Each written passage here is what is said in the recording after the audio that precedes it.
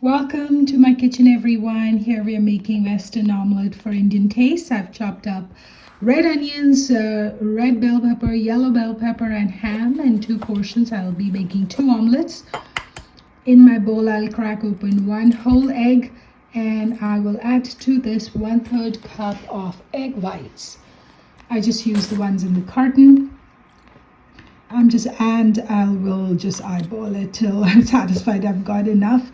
I'm going to add some salt and of course my red chili powder and black pepper. The red chili powder is essential. It gives it that nice bite, and of course the black pepper is nice as well. I've got my pan on the heat. I'll drop in just a little bit of butter. It's less than a teaspoon. And now I will add the onions and bell peppers just to pan fry it with the butter just a little bit to get rid of the rawness, but the veggies will still be firm. And after about a minute, I'll spread it around the pan and load it up with my egg mixture. At this point, my heat is medium low because I don't want my eggs to cook too fast. And I will also add the ham.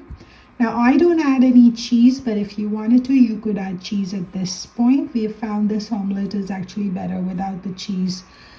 So we just like it with the vegetables and the ham. And I will cover the pan and let it steam in its own steam for about 2 to 3 minutes until the egg is fully set on the top. And now it's ready to eat. I'll serve it on 2 rye bread toasts.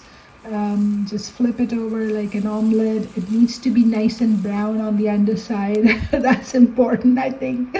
And that's part of the Indian taste. I think we like our omelettes a bit brown, though not as brown as it looks in this photo. I do apologize for the shadows. I need to learn a little bit more about lighting.